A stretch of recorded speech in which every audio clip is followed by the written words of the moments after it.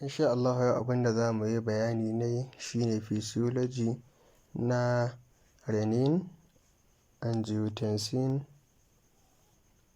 aldestrone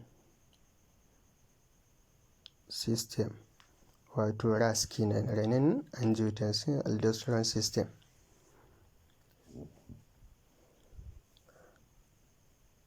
Duk lokacin da jiki ya samu wani sauyi na low blood pressure ko kuma mu kira shi cewa low blood volume,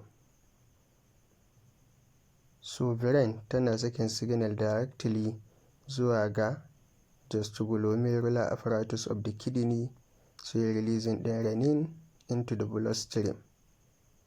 Za su yi releasing ɗin renin into the bloodstream. Don haka releasing ɗin renin into the bloodstream zai sa ita ma liver ta yi releasing ɗin angiotensinogen which is inactive. Don haka haɗuwar angiotensinogen da renin zai ba da renin angiotensinogen, kuma haɗuwarsu za ta samar da angiotensin 1.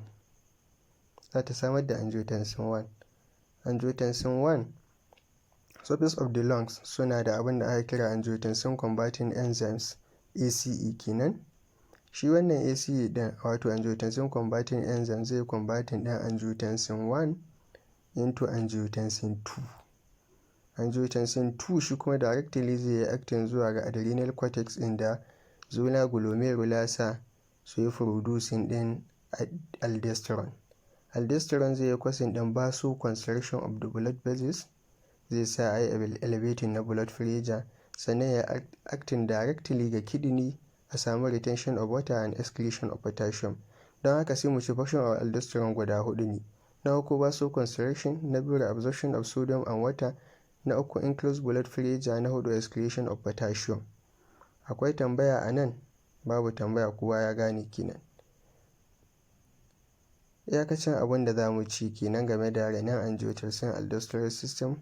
Kada a manta da danna mana liking da subscribing na wannan YouTube channel namu.